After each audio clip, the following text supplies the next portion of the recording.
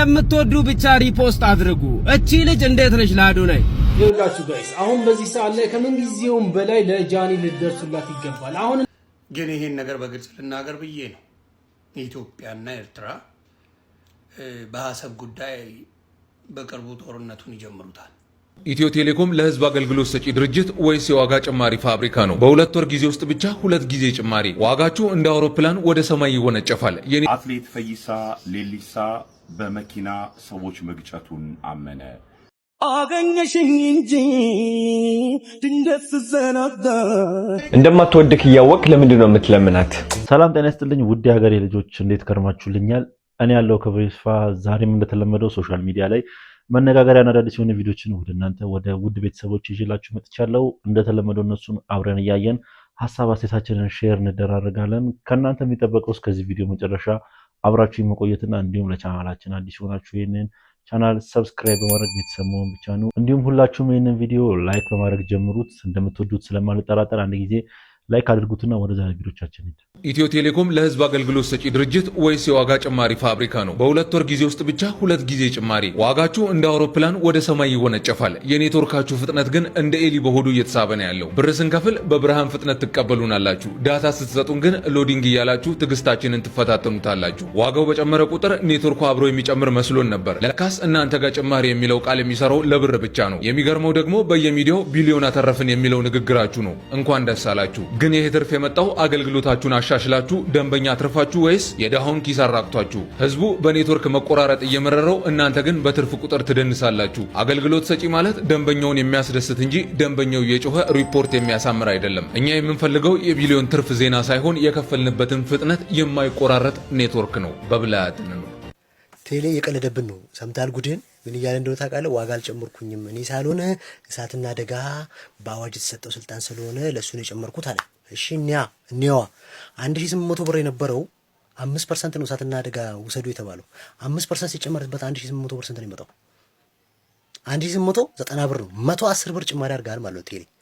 እግዚአብሔር ከአዋጁ ውጪ ለእሳትና አደጋ አይደለም ራሳችሁ እየጨመራችሁ ነው። ከዛ አተረፈን እያላችሁ በሚዲያ ላይ ፎቶ ትነሱብናላችሁና እኛ ስንናገር ለምን ትናገራላችሁ ይባላል። ቴሌ ለምን ትናገራላችሁ? ቴሌ የህዝብ ነው። የህዝብ ምናምን የሚባል ነገር ሼር የለኝም እኔ ቴሌ ላይ። የኔን ደም የመጠጠ የምን ሼር ነው የምትሉት እናንተው? እዚሁ ከፍተኛ አመራራቹ ናችሁ በደሞዝ መጨረሱት። እስከ እንዴ 600 700 ሺህ ብር ደሞዝ እኮ አለ። ጥቅማ ጥቅም ብቻ እኮ የሌለ እኮ ነው። እናንተ ናችሁ የምትጠቀሙበት። የቴሌ ትርፍ የኢትዮጵያ ህዝብ ምንም ያገኘው ነገር የለም። በአገልግሎትም እንደምታዩት ነው። ገጠር እየተዳረሰ አይደለም። ገጠር እሱ አይደለም ማብራትም የለምና ዝም ብሎ እዚህ ከተማ ላይ ተረፈለ ማለት ነውና ቴሌ ነው ይጨምርክብን። እሳትና አደጋ 5% ነው ጨምራለሁ ያለው። እናንተ ግን ከወራዊው የኢንተርኔት ፓኬጅ ላይ 110 ብር የተጨመረው በቴሌ ነው። በዚህ 2 ወር ውስጥ ብቻ ለሁለተኛ ጊዜ ዋጋ ጭማሪ አድርጋል ማለት ነው። ለአዋጁ አይደለም። እሳትና አደጋማ አዋጅ ወጣ እኮ በቃ ይጨምራል ተባለ ተጨመረ። ግን እናንተ እሱን ሰበብ አድርጋችሁ እላፊን የጨመራችሁ ብንላያችን ላይ እኛ ደደብ አይደለንም እኮ አላችሁ። እግዚአብሔር የኢትዮጵያ ህዝብ ሁሉ ነገር አምነን ስለምንቀበል በዛ ላይ ትፈራላችሁ። እናንተን መተቸት ማለት በቃ ባንዳ ያስብላ፣ እናንተን መተቸት ፋኖ ያስብላ፣ ሸኔ ያስብላ ያላችሁ ታስፈራሩናላችሁ። ትርፉ ደግሞ እኛ አይደርሰንም። ሼር የተገዛው 10%ን እንኳን የገዛው ህዝቡ እኮ የጠበቀ ምንም መልስ የለም። ለማን ነው? እሺ ብራችንስ ቴሌ ያስከው ብርሳ ቆይ ያው ሁሉ ብር የማብር ነው አሁን ያስከው ሼር ሸጠ 10% ነው ገና ለኢትዮጵያ ህዝብ የተሸጠው። 90 የማን እንደሆነ አናውቅም። ገና ይሄ ጥያቄ መመለስ አለበት። የልማት ድርጅት የምትባሉ ሰዎች እንዲህ ፎቶ እየተነሳችሁ የራሳችሁ ኑሮ የምታደላድሉበት ነገር ነው እያናደደን ያለውና ከዚህ ቦታ ላይ እንደው አንቺ ተነስተሽ ደግሞ ሌላ ሰው ይሞክራል። እስቲ ደግሞ ተቀያየሩ። እዚህ ጋር ምንድነው ትምህርት ሚኒስተርና አንቺ እዚህ ቦታ ለቅ ብላችሁ እንግዲህ የሰሞኑን የኢትዮ ቴሌኮም ጭማሪ ብዙ ሰዎችን ያው ቅሬታ ውስጥ ከተዋል። በጣምም ቅሬታ መነሳት አለበት ብዬ ነው የማስበው። ያው ወር ባልሞላ ወይ ደግሞ ወር ከ15 ቀን በሆነው ጊዜ ውስጥ ነው እንደዚህ አይነት ጭማሪ የተደረገውና ብዙ ሰዎች በዚህ ጉዳይ ላይ ቅሬታቸውን እያቀረቡ ይገኛሉ። ከምንም በላይ ደግሞ ከጭማሪው በበለጠ ደግሞ ያው አንደኛ ነገር ኢንተርኔቱ ምንም ነው የማይሰራው፣ ፍጥነት የለውም። ያው እንደምንከፍለውና እንደምንጠቀመው አይደለም። ሲቀጥል ደግሞ በየወሩ አተረፈን የሚሉት ብር ከህብረተሰቡ የሚሰበሰብ አይመስልም፣ ከሌላ ድርጅት የሚገኝ ነው የሚመስለውና ኢትዮ ቴሌኮም አንዳንድ ጊዜ የመንግስት ድርጅት መሆኑ ራሱ ያጠራጥራል። አትሌት ፈይሳ ሌሊሳ በመኪና ሰዎች መግጨቱን አመነ። ሰላም ጤና ይስጥልን። ይህ የብርሃንና መረጃ ነው። በማህበራዊ ሚዲያና በሌሎች ሚዲያዎች ላይ በመውጣት አነጋጋሪ ሐሳቦችን በመስጠት የሚታወቀው አትሌት ፈይሳ ሌሊሳ ከትናንትና በስቲያ ሌሊት በሁለት ሰዎች ላይ የመኪና አደጋ ማድረሱና እስካሁን በፖሊስ ቁጥጥር ስር ሊውል እንዳልቻለ በተለያዩ የማህበራዊ ሚዲያዎች አማካኝነት ሲዘገብ መቆየቱ ይታወሳል።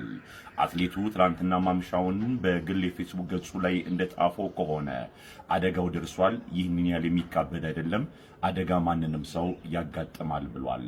በአፋን ኦሮሞ ባስተላለፈው መልእክት ላይ ይህ ሁሉም ላይ ሊደርስ የሚችል ነው የሚል መልእክት ማስተላለፉ ነው የተነገረው። አትሌቱ በተለምዶ ጀሞ ሚካኤል ናሰው ሪል ስቴት ጋር ሌሊት ላይ ሁለት ሰዎች ላይ ጉዳት ያደረሰባቸው መሆኑ የተገለጸ ሲሆን ጉዳት የደረሰባቸው ሰዎችም በአለርት ሆስፒታል ሕክምና እየተከታተሉ ቢገኝም በወቅቱ ሕግ በማስከበር ላይ የነበሩ የጸጥታ አካላት አትሌቱን በቁጥጥር ስር ለማድረግ ሲሞክሩ መሳሪያ አውጥቶ እንዳስፈራራቸውና ማን እንደሆንኩኝ አታውቁም በማለት ለሕግ አካላት ተገዢ እንዳልነበረ በአካባቢው የነበሩ የዓይን እማኞች ተናግረዋል። ይህንን መነሻ በማድረግም የአዲስ አበባ ፖሊስ አትሌቱ ካደረሰው አደጋ አንጻር ሕጋዊ እርምጃ እንዲወስድና በቁጥጥር ስር እንዲያውለው ጥያቄዎች እየቀረቡ ይገኛሉ። ይህንን ጉዳይ በተመለከተ በየሰዓቱ ትኩስና አዳዲስ መረጃዎችን ይዤላችሁ ቀርባለሁ። ለሰዓቱ ያቀረብኩት መረጃ ግን ይህንን ይመስላል። ጤና ይስጥልኝ። እንደ አትሌት ፈይሳ ሌሊሳ ያፈላ ሰው የለም። እኔ ያው ለቃላት አጠቃቀሜ ይቅርታ አድርጉልኝ፣ ግን በጣም ተጨማልቋል። እየሰጣቸው ያሉ መግለጫዎች በጣም ህግ የለም እንዴ የሚያስብል ነው። ያው በቀነኒ አዱኛ ዙሪያም ሲሰጠት የነበረው አስተያየት በጣም የሚዘገንን ነበረ። ከእንደሱ አይነት ግለሰብ የማይጠበቅ አይነት አስተያየት ነበር ሲሰጥ የነበረው። በትናንትናው ዕለት ደግሞ አድርጎ ያው ለድርጊቱ የሰጠው ምላሽ በጣም ብዙ ሰዎችን እያነጋገረ ይገኛል። እስኪ እናንተ በዚህ ቪዲዮ ላይ ምን አይነት ሀሳብ አስተያየታላችሁ? ሀሳባችሁን በጨዋ ደግሞ ኮሜንት ሴክሽን ላይ አስቀምጡልኝ። ይኸውላችሁ ጋይስ አሁን በዚህ ሰዓት ላይ ከምን ጊዜውም በላይ ለጃኒ ልትደርሱላት ይገባል። አሁን እናንተ የሚያሳስባችሁ አዶናይና ጃኒ ተጣሉ ወይ አንድ ላይ መጡ ወይ መች ነው አንድ ላይ? እሱ አይደለም የሚቀድመው። መጀመሪያ ልጅቱን ሴቭ አድርጓት። በቅርብ የምትቀርቧት ሰዎች እንዳለ ልጅቱን ከጎኗ ሆኖ ገና ያላወጣችሁ ብዙ ታሪክ፣ ብዙ ህመም፣ ብዙ ቁስል አለባት እቺ ልጅ። ሌላውን ተው፣ ችግር የለም። አንድ ላይ ሆኖ አልሆኑ ምናምን የሚደርስ ነገር ነው። መጀመሪያ የሰው ህይወት ሴቭ አድርጉ። ችግር የለውም። ያ የእናንተ ጉዳይ አይደለም፣ የነሱ ውሳኔ ነው። በእነሱ ውሳኔ ውስጥ አንድ ላይ ምናምን አልሆነም። የሁለቱንም ስሜት ለመስማት ሞክሩ፣ ግን ለልጅቱ ድረሱላት። ይሄ በዛሬ ዕለት ኢንስታግራሟ ላይ ስቶሪ ያደረገችው ነው።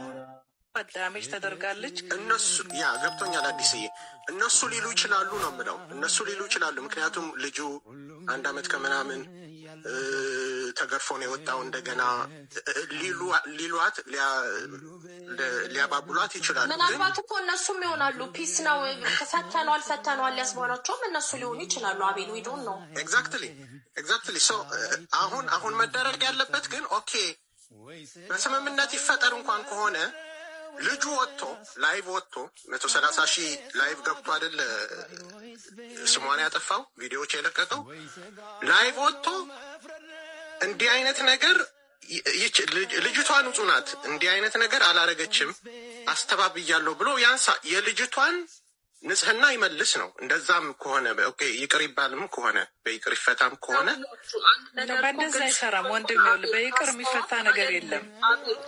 ይሄ ነገር እኮ በሽምግልና አይደለም። እቺ ልጅ እኮ ሴቱ ተነስቶ እየረገጣት ነው። እሷ ወጣ እንዲህ በደል ደርሶብኛል እንዲህ ሆኛለሁ ብላ በተናገረችው አንድ የሴትን ድምፅ አሳፈን ይሏታል፣ በዚህ ረግጧታል፣ አንድ በዚህ እንዲሏታል፣ መከራዋን ያበዟል። እንግዲህ ሰሞኑን መነጋገር የነበረው የነ ጆን ዳንኤል እና የነ አዶናይ ጉዳይ እስካሁን ምንም አይነት እልባት አላገኘም እና ሁሉም በራሳቸው ገጽ ላይ የሚፖስቱት ነገር ብዙ ሰዎችን እያነጋገረ ይገኛል። ሰሞኑን ደግሞ ያው ጃኒ ታፍኛለሁ የሚል ምልክት ያለበት ፖስት በመለጠፋ ብዙ ሰዎች እየተነጋገሩበት ይገኛል። አዶናይ ደግሞ አዲስ ፍቅረኛ ሊይዝ ነው እያሉ ብዙ ሰዎች እየተነጋገሩ ነው በአሁኑ ሰዓት። አዶናይን የምትወዱ ብቻ ሪፖስት አድርጉ። እቺ ልጅ እንዴት ነች ለአዶናይ? ያቺ ጃኒ የምትባል ሳጥናኤል እሷን አባረን ረዴት የምትባል በጣም ቆንጅዬ በጣም ቢዩቲፉል የሆነች ልጅ በቃ እቺ ልጅ ብናጋባው ምን ትላላችሁ? በቃ እቺን ነው አዶናይ ማግኘት አለበት። እቺ ልጅ ሐቁ ነች። በቃ አለቀ። እኔ ተመኝቼለታለሁ። በቃ ቋመጥኩለት ለአዶናይ ወንድሜ በጣም ስለመወደው። አዶኒ ምን ትላለህ? ሌሎቻችሁ በሪፖስት አሳዩት ፍቅራችሁን፣ በሪፖስት በደንብ ሪፖስት እየገባ አንተ ደግሞ ሪፖስቱን እያየ ማን እንደሚወድ እይ። አዶናይ እኛ እንወዳለን። የማንም ሳጥናኤል አንተን እንዲያገኝ አንፈልግም። ይመች እንግዲህ ቲክቶከሯ ረዴት ትባላለች። ያው በአንድ ሰሞን አብሮ ቪዲዮ ሰርተው ነበር ከአዶናይ ጋርና የብዙ ሰዎች ምርጫ ሆና ተገኝታለች። የአዶናይም የልጅቷን ፖስቶች ገብቼ ባሳያችሁ የሚጻፉት ኮሜንት ያው በዚህ መልኩ ያው እንደምትመለከቱት ያው አብራችሁ ብትሆኑ ብዙ ሰው ደስ ይለዋል ንግግራቸውና በጣም ብዙ ሰዎች በአሁኑ ሰዓት ስለነሱ እያወራ ይገኛል እና ከጃኒ ጋር ምንም አይነት ቪዲዮ አልለቀቁም። አይ ቲንክ ይመስለኛል ያው ተለያይተዋል ነው እያሉ ያሉ ብዙ ሰዎች እንደተለያዩ ነው መረጃዎች እያሳዩ የሚገኘው እና ብዙ ሰዎች እንደዚህ እያሉ ይገኛሉ በአሁኑ ሰዓት። ሰላማችሁ ይብዛ ውድ ኢትዮጵያውያንና ኤርትራውያን። ሰሞኑን የሰማችሁን ነገር አለ፣ ግን ይሄን ነገር በግልጽ ልናገር ብዬ ነው። ኢትዮጵያና ኤርትራ በአሰብ ጉዳይ በቅርቡ ጦርነቱን ይጀምሩታል። የእርቅ ነገር እየተባለ ነው፣ ግን አዶን ቲንክ የሚሰራ አይመስለኝም። ኤርትራውያን ወዳችኋለሁ፣ በጣም ነው የምወዳችሁ፣ ማከብራችሁ፣ ታውቃላችሁ ይሄን ነገር። ግን በሀገር ጉዳይ ከመጣ እየወደድኳችሁ እንለያያለን። ምክንያቱም እኔ ኢትዮጵያዊ ነኝ። ኢትዮጵያ እስከሆንኩ ድረስ ኢትዮጵያን ነው መደግፈው። እናንተም ይሄንን ነገር እንደምታከብሩ እርግጠኛ ነኝ። እናንተም ኤርትራውያን ስለሆናችሁ በኤርትራ ጉዳይ ሀገራችሁን አሳልፋችሁ አሰጡ። ስለዚህ እየወደድኳችሁ ጦርነት ከተጀመረ እየወደድኳችሁ ከመጀመሪያው ነው የምነግራችሁ። ኢትዮጵያዊነትን ይዤ እቀጥላለሁ። ምንም ቢሆን በምንም ብታጠፋ ምንም ብታረግ ሀገሬ ናት። ብታጠፋም ጥሩ ብትሰራም ምንም ብትል ሀገሬ ናት። ከኢትዮጵያ ጎን ነው የምቆመው። ምክንያቱም አሜሪካ ብዙ ነገር እያጠፋች፣ ለምሳሌ በራሻውና በዩክሬኑ ጦርነት ብዙ ነገር አጥፍታለች። በፓለስታይንና በእስራኤል ጉዳይ ብዙ ነገር አጥፍታለች። በአፍጋን ጉዳይ ብዙ ነገር አጥፍታለች። ግን አሜሪካንን አሳልፎ አይሰጡም። ስለዚህ እኔ ኢትዮጵያዊ እንደመሆን ይመጣል በኢትዮጵያና በኤርትራዊ ጉዳይ ጦርነት ቢኖር ስህተት እንኳን ኢትዮጵያ ቢኖራት ሀገሬን አሳልፌ አልሰጥም። ስለዚህ እየወደድኳችሁ ጦርነት ከተጀመረ በፍቅር እንለያያለን። እኔ ጦርነት ባይኖር ደስተኛ ነኝ። ኢትዮጵያም ኤርትራ በፍቅር ብንኖር ደስተኛ ነኝ። ግን ሀገራዊ ውሳኔ ላይ ከሀገሬ ጎን ሁል ጊዜም እቆማለሁ። ሰላማችሁ ይብዛ። መልካም ጊዜ። ሰሞኑን በሌላ አጀንዳ ተይዘን ትልቅ ጦርነት ወደ ሀገራችን እየመጣ ይገኛል እና ዮኒ ማኛ የተናገረው መልእክት ከሁለት ከሶስት ቀን በፊት የተላለፈ መልእክት ነው እና በሌላ አጀንዳ ተወጥረን እንደዚህ አይነት ነገሮችን እየረሳን ነው እና በጣም አስደንጋጭና ይሄ በጣም አስፈሪ መልእክት ይመስለኛል። እስኪ እናንተ ሀሳባችሁን ኮሜንት ሴክሽን ላይ አጋሩኝ። ስለዚህ ቪዲዮ ምን ተሰማችሁ? አገኘሽኝ እንጂ ድንገት ስዘናጋ ባልቆጨኝ ለፍቅርሽ የከፈልኩት ዋጋ ሳስበው ገባኝ ሳዳምጠው ውስጤን ሽንፈት አልለውም በቃ ባንቺ መበለጤን እንኳን ሰው ደካማው ቀርቶ ማነጋገራቸውን የቀጠሉት የአዶናይ ፖስቶች በጣም ብዙ ሰዎች ይሄ ነገር እንደሚመጣ ታውቋቸው ነበርና ይሄኛውን ቪዲዮ መጀመሪያ ለቆት ነበረ እና ያው ኮሜንቶች ሲበዙበት ይመስለኛል ከቻናሉ ላይ አንስቶታል። ብዙ ሰዎችም ለምን አነሳው እያሉ ያው ጥያቄ እየጠየቁ ይገኛሉ እና ያው የዘፈኑን ትርጉም ታውቁታላችሁ ብዬ አስባለሁ። የማስተዋል እያዩ ጀግና የሚለውን ዘፈን ታውቁታላችሁ። ሴት ልጅ ሺት ስታረግበት ምናምን ነው የዘፈኑ ሐሳብና ያው እንዴት ይሄኛውን ነገር ለቀቀ በማለት ብዙ ሰዎች ተገርሞ ነበርና እየለቀቃቸው የነበሩ ቪዲዮዎች ከዚህ ቀድሞ ስለ ቺቲንግ ወይ ደግሞ ስለ ፍቅር ሲያወራቸው የነበሩትን ቪዲዮዎች እስኪ አንድ ላይ ልጋብዛችሁ። ተውካት እንበልና ከሌላ ሰው ሆና ካየኋት የሚሰማኝ ቁጭት አስበዋል። ስማኝ፣ አንተ የምትቆጨው ብቁነት ከማይታያት ፍቅረኛ በመቆየትክ እንጂ ራስክን አክብረክ እሷን ላንዴና ለመጨረሻ በመተወክ አይደለም። በቃ ተዋት እያልከኝ ነው? መቶ ብቻ አይደለም፣ በማትከበርበት ቦታ ለሰከንዶችም ቢሆን ለመቆየት እንዳትመጥ። ውስጥ ላይ ያለው ንጽህና ካልታያት የእሷ ችግር እንጂ አንተ ጎዶሎነት አይደለም። መፈቀርና መከበር እንዳለብክ እሷን ለማሳመን የምታወጣውን ጉልበት ወደ ስኬት አድርገው፣ ወደ ዓላማህን አድርገው። እሱማ እውነትህን ነው። ማርያምን እንድትወደኝ ማለት ነው። እሷን መለመን ሰልችቶኛል፣ ድክም ብሎኛል። አሁንስ በቃ መለወጥ አለብኝ። ከዚያ አዘቅት መውጣት አለብኝ። ጀግና የምታቀርበው ፍቅር ከማይታያት ሴት ጋር ጊዜህን ማጥፋት ስታቆም ልብህ ለመረዳት ሰከንዶች የሚፈጅባት ሴት ወደ ህይወትክ ትመጣለች። እግዚአብሔር በር ሲዘጋብክ አንተ የማታየው ሌላ አዲስ በር እየከፈተልክ ስለሆነ ነው። ግን አንተ እድሉን ስጠው። ይህ ቪዲዮ ቀደም ሲል የተቀረጸ ነው። ያው ካናዳ ያለ የቀረጸው ነውና በአሁኑ ሰዓት ከዚህ ነገር ጋር መገጣጠሙ የብዙ ሰዎችን ቀልብ ስቧል። ጥቃት ሳይደርስባት ተጠቅቻለሁ አትልም። ቆይ ስማኝ ኤማ፣ እኔ በቅርበት እንደሰማሁት ወይ ደግሞ በቅርበት ከማውቀው ነገር ነው የምነግርህ። እኔ ሪሌሽንሺፕ ላይ ያለው በተአምር ሴት ልጅ ላይ እጄን አላነሳም። 29 ዓመት ስኖር ሴት ልጅ ላይ እጄን አንስቼ አላውቅም። ግን የሚያነሱ ሰዎች አሉ። የሚያነሱ ሰዎች አሉ። ግን ሴቶቹ አንድ ሰው ያን ያህል ዲስሪስፔክት ካረገሽ ከመታሽ ዞረሽ ለምን እሱ ጋር ትሄጃለሽ? መሄድ የለብሽም። ዞረሽ እዛ መሄድ የለብሽም። አሁን ጃኒ ምን አረግሽ? እዚህ ጋር የተሰነጠቀችውን አሳየች። ገብቶሃል? የተሰነጠቀችውን ግን ስታሳይ እሱን የሰነጠቀኝ ከማለት ይልቅ መጨረሻ ላይ እንዳስረዳችው በሩ ሲሰበር መስታወት ወርዶብኝ ነው ማለት ትችላለች። ገብቶሃል? እንጂ ይሄ በጣም ሪስክ ያለው ነገር ነው። ጃኒ እንደኛ 2 ፎሎወር 3 ፎሎወር ያላት ሰው አይደለችም። ጃኒ ፎሎወር ያላት ሰው ናት። ነገ የማይፈለገ ሺህ አካውንት ቢዘጋ በአንድ ሺህኛው ብትመጣ ቢያንስ 500 ሺህ ፎሎወር አታጣም። በትክክል ሰው ውስጥ ገብታ ያን ፎሎወር ማግኘት ትችላለች። እና የልጅነት ባህሪም ሊሆን ይችላል፣ ብዙም ነገር ሊሆን ይችላል። ቶሎ ወደ ሚዲያ ሳትደራጅ መጣች እንጂ የሆነ እውነት አላት ብዬ አስባለሁ። ገብቶሃል? ግን እውነትነቱን ምን ያደርገዋል መሰለ? አንዳንዴ ፍቅር ያከሽፈዋል። ገብቶሃል? ከተጎጂ ከሷ አንግል ሆነን ስናየው እሷ በሰዓቱ መደብደቡ መርጣ ሊሆን ይችላል። ዛሬ የተደበደበች ነገም ሄዳ እሱ ስር ላጥፋ ትችላለች። ያ የሷ ሚስቴክ ነው። ያ የሷ ሚስቴክ ሆነ ማለት ደግሞ ደብዳቢው ልክ ነው ማለት አይደለም። ማንም ሰው ላይ እጁ ማንሳት የለበትም። ገብቶሃል? የሷ ችግር አሁን የሚሆነው 2 ዓመት ዘግይተሽ ለምን መጣሽ ከሆነ ችግር ሊሆናል። የሷ መመታቷ ግን የሷ ችግር ግን መመታቷ የሷ ችግር አይደለም። ኦኬ እንግዲህ ብዙ ሰዎች እስካሁን በዚህ ጉዳይ ላይ ሀሳባቸውን እየሰነዘሩ ይገኛሉ።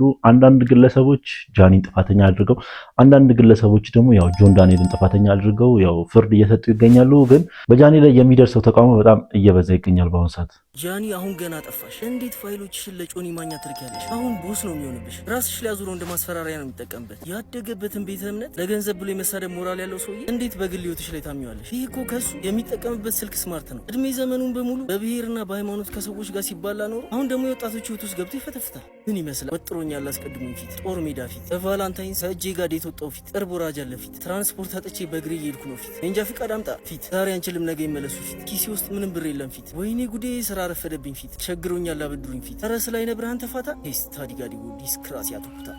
እንግዲህ ዮኒ ማኛ ሰሞኑን በብዙ ጉዳዮች ላይ ሀሳቡን እየሰጠ ይገኛል። በተለይ ደግሞ ያው ሰሞኑን በተፈጠሩት በእነ አዶናይና በእነ ጆን ዳንኤል ጉዳይ ላይ ማለት ነው። እና ብዙ ሰዎች የዮኒ ማኛ እንደዚህ መሆን አስገርሟቸዋል። በተለይ ደግሞ ከአዶናይ ጎን ቆሞ እንደዚህ ሲከራከርለት ሲያዩ ብዙ ሰዎች ተገርመው ነበር። ግን ያው የዮኒ ማኛን ዘዴ ታቋታላችሁ ብዬ አስባለሁ። የሆነ ጊዜ ላይ ወደ አንዱ ጎን ይሄድና ከአንዱ ጎን የሚጠቀመው ነገር ተጠቅሞ ቀጣይ ላይ ደግሞ ወደ አንዱ ጎን ሄዶ የሚያደርገውን ነገር ስለሚታወቅ ብዙም የዮኒ ማኛ ነገር ሊያስገርመን አይገባም። የጆን ዳንኤልን የኢንስታግራም ቅኔ አያችሁት እንደ ወገን?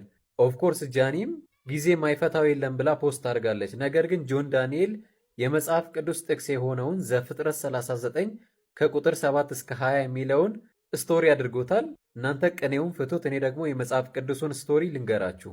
ኦሪት ዘፍጥረት ምዕራፍ 39 ከቁጥር 7 እስከ 20 ታሪኩ ስለ ዮሴፍ ነው። ዮሴፍን ወንድሞቹ ወደ ግብፅ ሽጠውት ነበረ። ዮሴፍንም የገዛው ጲጢፋራ የሚባል የግብፅ ንጉሥ ነበረ። ገዝቶት ወደ ቤቱ ይወስደዋል። በቤቱ የሚገኘውን ሁሉንም ነገር ሰጠው። እግዚአብሔርም ይህንን አይቶ ያንን ቤት ሙሉ በሙሉ ባረከው። ከዛ ምን ይፈጠራል? የጲጢፋራ ሚስት ዮሴፍን ትመኛለች፣ ማለትም ትወደዋለች። ከእሷ ጋራም እንዲተኛ ትጠይቀዋለች። ዮሴፍ ግን በዚህ ጊዜ ምን ይላል? እንዴት እንደዚህ እናደርጋለን? ጌታዬ በቤቱ ያለውን ሁሉን ነገር ሰጥቶኝ በሁሉ ነገር ላይ ሾሞኝ አንቺ ሚስቱ ስለሆንሽ እንጂ ከአንቺ በቀር ሁሉን ነገር ሰጥቶኝ እንዴት እሱ ላይ እንደዚህ አይነት ነገር አደርጋለሁ? በዚሁ አጋጣሚ ደግሞ አንድ የሚያስደንቅ ቃል ይናገራል። እንዴት በእግዚአብሔር ፊት ኃጢአትን እሰራለሁ የሚል። የጲጢፋራ ሚስት ግን ያን ቀን እምቢ ቢላትም በየቀኑ ይህንን ነገር ደጋግማ ትጠይቀዋለች። ዮሴፍ ግን ሁል ጊዜ መልሱ አንድና አንድ ብቻ ነው፣ አይሆንም የሚል። ከዛ የሆነ ቀን ምን ይፈጠራል? ዮሴፍ የሆነ ስራ ሊሰራ ወደ ቤት ሲመለስ የጲጢፋራ ሚስት ብቻዋን ሆና ያገኛታል።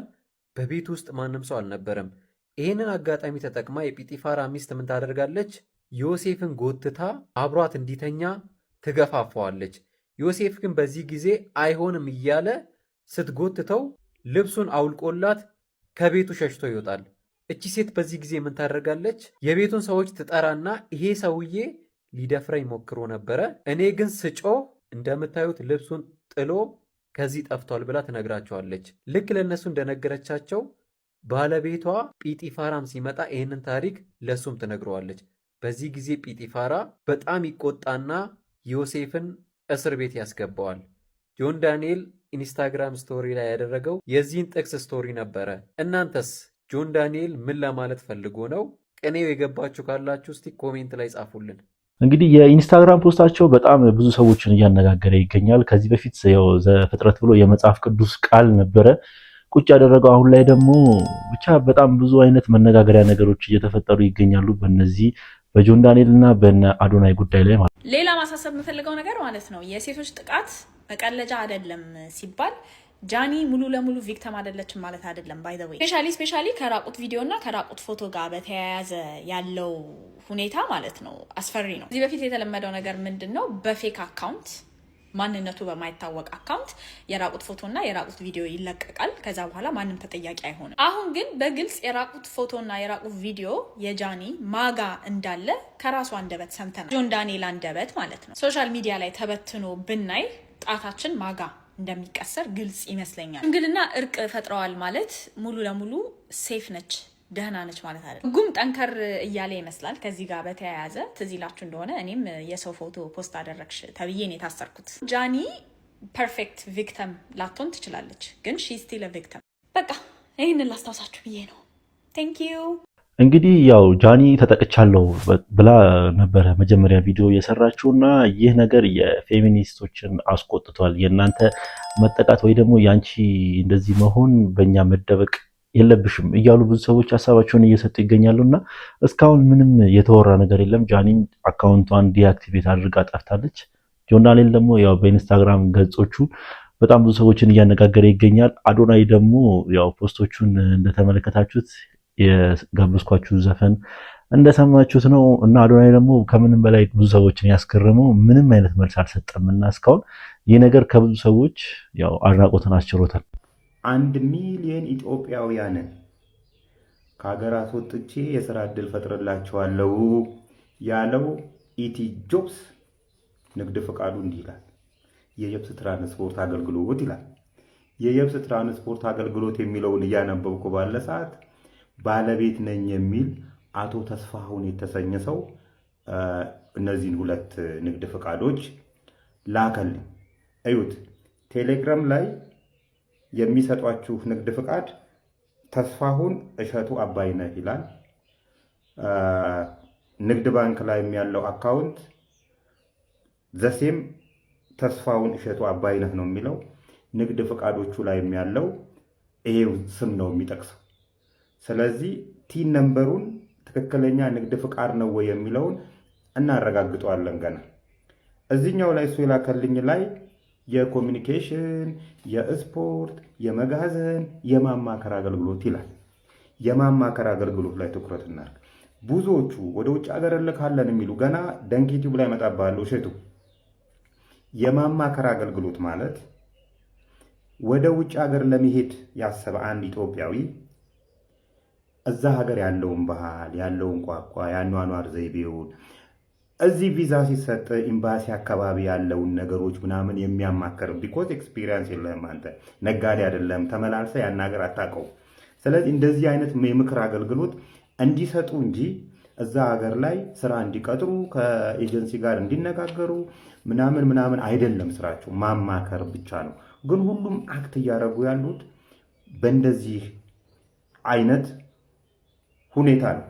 ይህም ሰውዬ 1 ሚሊዮን ኢትዮጵያውያንን ወደ ዱባይ ልካለሁ ብለህ ኩላሊታቸውን አስወጥተህ አለማሸጥህን በምንድን ነው የምናረጋግጠው የሚል ጥያቄ ያቀረብኩለት ስለው እዛ ሌላ ደላላ አለ። ዱባይ ላይ ስም ዝርዝራቸውን ከዚህ ልክለታለሁ። የሚፈልገውን እሱ መርጦ ይልክልኛል። ከዛም ከነብሩ ነው የሚልክለት። የቪዛ የትራንስፖርት ይልክልኛል። የመረጣቸውን ሰዎች ከዚህ ይልክለታለሁ። ከዛም በኋላ እሱ ደሞዝ እሱም እኮ ሌላ ነው ገና ሌላ አካል ነው ገና የሚያስቀጥረው። ከደሞዛቸው ላይ 5% ነው 2% ለኔ ይልክልኛል። ይሄ ነው የምሰራው ስራ አለ። ይሄን ጉዳይ ሰራተኛና ማህበራዊ ጉዳይ ያውቀዋል ወይም ደግሞ ሰላምና ክልሆት ሚኒስቴር ያውቀዋል ወይ ብዬ ስጠይቀው አያውቀውም። እኔም ከተለያዩ ሰዎች ጋር እንዳረጋገጥኩት ይሄን ድርጅት ሁለቱም ሚኒስቴር መስሪያ ቤቶች አያውቁትም። ስለዚህ ህጋዊ አይደለም እያልነው ያለው። አንተ ህጋዊ ሆነ 1 ሚሊዮን ኢትዮጵያዊ አይደለም እንደው 1000 ኢትዮጵያዊን ስራ ከፈለክላቸውና በርግጥ ትክክለኛ ከሆንክ ኃላፊነቱን ወስጄ እኔና መሰሎቼን ሰብስቤ ማስታወቂያ ሰራላለሁ። ሰዎችም አመጣልሃለሁ ከፈለክ። ካልሆነ ግን የኢትዮጵያውያንን ስራ አጥነት እድል እንደ ጥሩ አጋጣሚ ተጠቅመህ 500 ብር ወዲህ በሉና 500 ሚሊዮን ብር ሲሆን ላሽላለሁ ብትል ዝግ ነው ኬሎ አባቴ፣ ዝግ ነው የምልህ። እንደዚህ ነው የምንሄድባቸው። እሼቱም ተጠንቀቅ። እሼቱ ደንኪ ቲዩብ እየሰራችሁት ያላችሁ ስራ እናንተም የሚያስጠረጥራችሁ ስለሆነ ካሁኑ እንደ ሐኪም የባህል ሐኪም ሽፈራው የኛ አካውንት አይደለም እያላችሁ የተለያዩ ሰበቦች እየፈጠራችሁ ነውና ብትጠነቀቁ። በርግጥ አንዳንድ ኤምባሲዎች ከእንደዚህ አይነት ደላሎች ጋር በመተባበር የየድርሻችሁን እየተቀባበላችሁ ቪዛ እየሰጣችሁ እንደሆነ አንዳንድ ምንጮች አሉ። እንሄድበታለን። ሰላሙ እንደዚህ አይነት ማጭበርበሮች በጣም እየበዙ ይገኛሉ በአሁኑ ሰዓት ላይ። በጣም ምን ማለት ነው? አሁን 500 ብር ከፍላችሁ ምንም ወጪ ሳታወጡ 1 ሚሊዮን ሰዎችን እንልካለን። እንግዲህ ሰው የሚያስብ 500 ብር መክፈሉ ነው። እነሱ ግን 500 ብር ስለተሰበሰቡ ብቻ ከህዝቡ የሚሰበስቡት 500 ብር ምን አይነት ትርፍ ሊያመጣላቸው እንደሚችል መገመት አይከብድም። እና ብዙ ሰዎች በጣም በዚህ ነገር ተናደው ቪዲዮ እየሰሩ ይገኛሉ።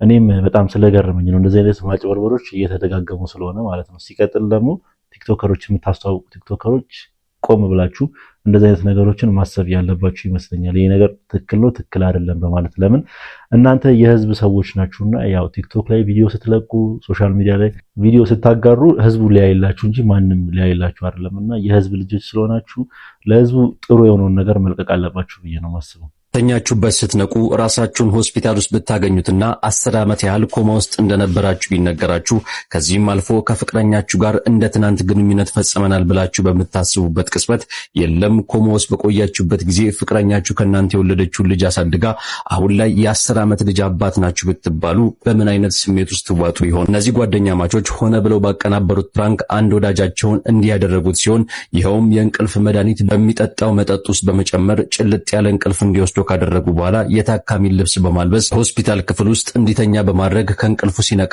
እሱን ሲከታተል የቆየ ዶክተር 10 ዓመት መሰንበቱን እንዲያረዳው በቦታው ይሰይሙታል። ተሸዋጁ በጣም ከመደንገጡ አልፎ ለጊዜያት በዝምታ የተዋጠ ሲሆን አጋፋሪ ወዳጁም ከ10 ዓመት በኋላ ሊኖረው የሚችለውን መልክ በራሱ ላይ በሜካፕ በመስራትና ተክለ ሰውነቱንም በጊዜያት ሂደት እንደወፈረ በማስመሰል የነቃ ጓደኛው ፊት ተቀምጦ በ10 ዓመት ውስጥ ስለተፈጠረው አዳዲስ ነገር ይነግረው ይጀምራል። ኮማ ውስጥ ከመግባቱ ቀናት አስቀድሞ ከፍቅረኛው ጋር ግንኙነት በማድረጉና ምንም አይነት መከላከያ ባለመጠቀማቸው አሁን ላይ የ10 ዓመት የልጅ አባት እንደሆነ ያበሰረው ግራ በተጋባ ወዳጁ ፊት በሩን ከፍቶ አንድ ሕፃን ወደ ክፍሉ ያስገባል። በምትመለከቱት መልኩ የአባትነትን ገጽ ድንገት ባልተዘጋጀ ፊቱ ላይ የተንጸባረቀበት ሲሆን ልጅ ነው ብሎ ያበሰሩትን ሕፃን እየተመለከተ ራሱን ከሕፃኑ መልክ ላይ ይፈልግም ይፈትሽም ጀመር። በመጨረሻም ሌላ ወዳጁም ተጨምሮ ጓደኛው በሕክምና በቆየበት ዓመታት ውስጥ ምድር ላይ እንግዳ የሆኑ ነገሮች እንደተፈጠሩና በተለየ መልክና ቁመና የሚንቀሳቀሱ ፍጡራን በምድር ላይ እንዳሉ ይነግሩታል። ይህንን እየነገሩት ሳለ ይህቺ ሴት ነርስ ሆና ወደ ክፍሉ ትገባለች። የመጨረሻውን ትዕይንት ተጋበዙልኝ፣ አብራችሁ ቆዩኝ። እንግዲህ እንደዚህ ፕራንክ የሚያደርግ ሰው በጣም ነፍሱ አይማርም ብዬ ነው ማስበው። እኛ ሀገር ፕራንክ አለ እንደሚያስፈል ፕራንክ ነው። ያው መጨረሻ ላይ ትንሽ ዘና የሚያደርግ ነገር ልጋብዛችሁ ብዬ ነው። እስኪ እናንተ በዛሬ ቪዲዮአችን ላይ የተሰማችሁን ሀሳብ አስተያየት ኮሜንት ሴክሽን ላይ አስቀምጡልኝ። ለማንኛውም ምርጦች የዛሬ ቪዲዮአችን እነኝን ይመስሉ ነበረ። ቪዲዮአችን ከተመቻችሁ ላይክ፣ ሼር፣ ሰብስክራይብ ማድረግ እንዳይረሳ። በተለይ ሰብስክራይብ በማድረግ የቻናላችን ቤተሰብ እንዳይረሳ። ሀሳብ አስተያየት ካላችሁ ኮሜንት ሴክሽን ላይ አስቀምጡልኝ። በቀጣይ ቪዲዮ እስክንገናኝ ድረስ ሰላም ቆዩልኝ።